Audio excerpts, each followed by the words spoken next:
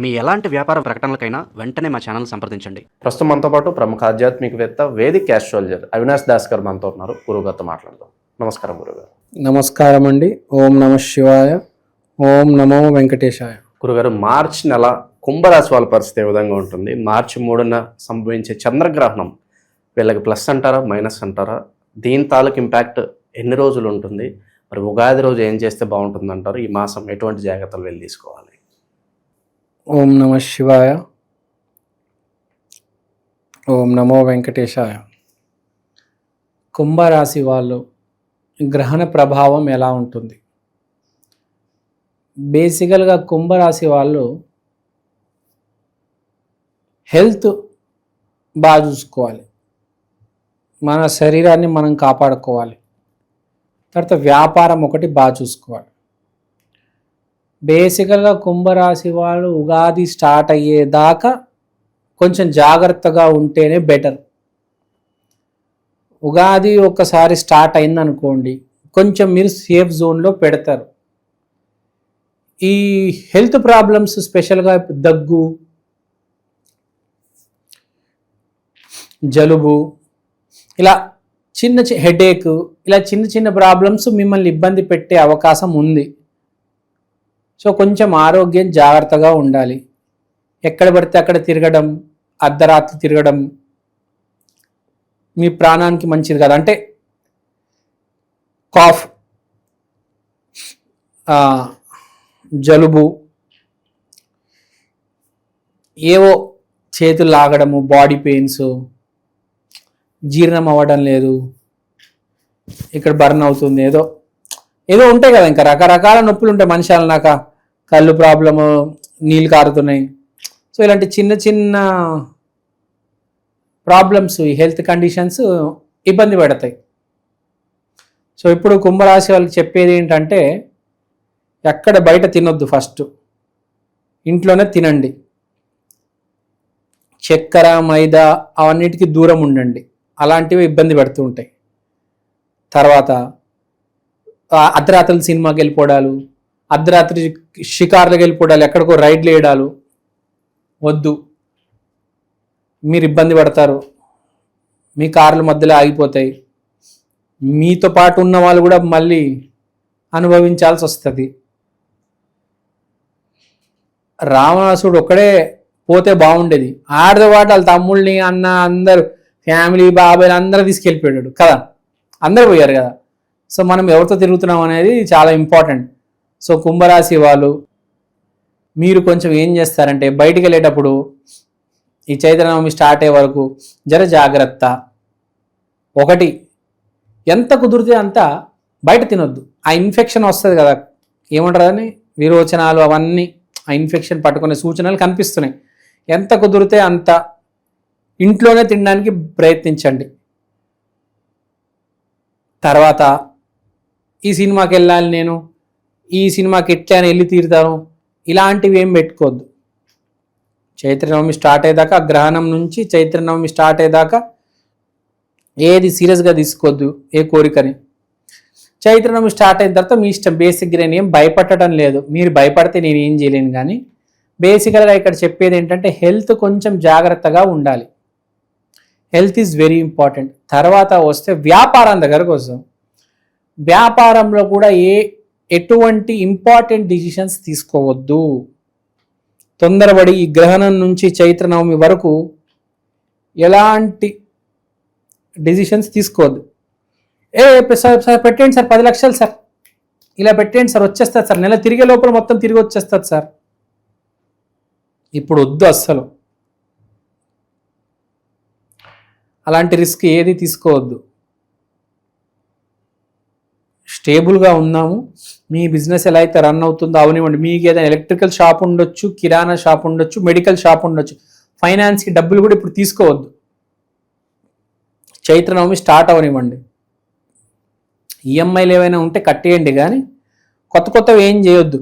Especially ల్యాండ్కి సంబంధించిన బిజినెస్లు ఏవి చేయొద్దు, ఇన్వెస్ట్మెంట్లు ఏవి చేయొద్దు. ఎన్ఆర్ఐ అవ్వచ్చు, ఇండియన్ అవ్వచ్చు, ఇన్వెస్ట్మెంట్లు ఎటు చేయొద్దు చైత్రనవమి స్టార్ట్ అయ్యే వరకు. కొంచెం జాగ్రత్త. చైత్రనవమి స్టార్ట్ అయింది అనుకోండి, 15 రోజులు ఆగితే స్టార్ట్ అయిపోద్ది కదా, 10-15 రోజులు ఆగితే స్టార్ట్ అయిపోద్ది. తర్వాత మీ ఇష్టం, మీకు ఏ ప్రాబ్లం లేదు. ఈ ఒకసారి చైత్రనవమి స్టార్ట్ అవుతాయి, ఈ గ్రహణం తాలూకా దరిద్రం అంతా పోతుంది. జస్ట్ ఒక 15 days జాగ్రత్త. 15 days తర్వాత మీరే ఇట్లా కాల్ రెగ్యులేయచ్చు. అప్పుడు మీరు ఎక్కడైనా తినొచ్చు, ఎక్కడైనా తాగొచ్చు, ఎక్కడికైనా వెళ్ళొచ్చు, ఏమైనా చేయొచ్చు, మీతో పాటు ఎంతమందిని తీసుకెళ్ళొచ్చు కదా. సో బేసికల్గా హెల్త్ ఒకటి, వ్యాపారం ఒకటి చాలా జాగ్రత్త వహించాలి చెప్పే పాయింట్. తర్వాత అదృష్టం కూడా మిమ్మల్ని ఎక్కడో హెల్ప్ చేస్తుంది కుంభరాశి వాళ్ళకి గురువు వల్ల. గురువు అంటే అదృష్టం. సో మీకు ఎక్కడో అదృష్టం కూడా కలిసి ఉన్నది కాబట్టి ఎంజీ ఉంది. ఎంజీ అంటే మినిమం గ్యారంటీ. మీకు మినిమం గ్యారంటీ ఉంది కాబట్టి మీరు ఏం చేసినా సర్వనాశనం అవ్వకుండా ఎలాగో అలాగో బయటపడతారు. జాతకం బాగాలేకపోయినా, ఇంకా జాతకం బాగుంటే అసలు అది వేరు, కోట్ల లక్షలు ఎక్కడికో వెళ్ళిపోతారు. అంటే మీరు అనుకున్నది జరుగుతుంది. సాఫ్ట్వేర్ జాబ్ వస్తుంది, వ్యాపారం బాగా నడవడము, టైలర్ బిజినెస్ పెడితే, ఎలక్ట్రికల్ బిజినెస్ పెడితే, టింబర్ ఎస్టేట్ పెట్టినా, గ్రాఫిక్స్ పెట్టినా, ఏది పెట్టినా నడుస్తుంది బేసిక్గా. సో అదృష్టం ఎంతో కొద్దిగా ఈసారి మీకు ఉగాది తర్వాత బాగానే కనిపిస్తుంది. కానీ ఉగాది ముందు ఏం చేయదు అంటే ఉగాది నుంచి బాగుంది మీకు. ఉగాది తర్వాత చైత్రనవమి మొదలవుతుంది, అప్పటి నుంచి బాగుంది కదా, అప్పటి నుంచి అన్నీ అందుకుంటాయి. సో ఎవరైనా ఇప్పుడు ఎందుకు కదా ఇయర్ ఎండింగ్లో ఇప్పుడు మీరు లెక్కేసుకుంటే ఎందుకు కదా. సో ఏదైనా మీరు బేసిక్గా చెప్పేది ఉగాది తర్వాత ఏదైనా స్టార్ట్ చేసుకుంటే అది కూడా ఉగాది దాటి ఒక 9 రోజుల తర్వాత చైత్రనవమి రోజు నుంచి స్టార్ట్ చేసుకోండి. సరే, పరిహారాలు అయితే చేసుకోవాలి. పరిహారాల గురించి మాట్లాడదాం. కుంభం అంటే మనకు మళ్ళీ వెంకటేశ్వర స్వామి, తర్వాత రాహు, నవగ్రహాల గుడికి వెళ్ళి అక్కడ రాహు మహారాజు ఆశీర్వాదం తీసుకొని 9 రౌండ్లు కొట్టడం ఒకటి. లేదంటే శనివారం రోజు వెంకటేశ్వర స్వామి ఆలయానికి వెళ్ళి స్వామివారి ఆశీర్వాదం తీసుకోవడం. నమస్కారం అండి, నేను మీ ఫేవరెట్ ఆస్ట్రాలజర్ అవినాష్ దాస్ మాట్లాడుతున్నాను. ఇవాళ నేను మీకోసం ఈక్షన్ ఆస్ట్రో వాల్ క్లాక్ తీసుకొచ్చాను. అంటే మీ కళ్ళెదురుగా ఉండే పంచాంగం. దీంట్లో మీరు రాశి, నక్షత్రం, తిథి, మంచి సమయము, యమగండాలు ఇవన్నీ చూడొచ్చు. దీంతో పాటు దేవుడి బొమ్మలు, శివయ్య, ఆంజనేయ స్వామి, వెంకటేశ్వర స్వామి. సో ఈ వాచ్ అనేది చాలా యూనిక్ వాచ్. ఇది ఇండియాలో ఫస్ట్ ఆఫ్ ఇట్స్ కైండ్ అండి. ఇలాంటి వాచ్ ఇప్పుడు దాకా రాలేదు. This is our first version. దీని తర్వాత 2.0, 3.0 అని touch screen versions, digital versions చాలా రాబోతున్నాయి. దీంట్లో జరిగే డిజిటల్ ప్రోడక్ట్ ఇంప్రూవ్మెంట్, దీంట్లో జరిగే రీసెర్చ్ ఇప్పుడు దాకా ఇండియాలో ఫస్ట్ టైం అండి ఇది రావడం.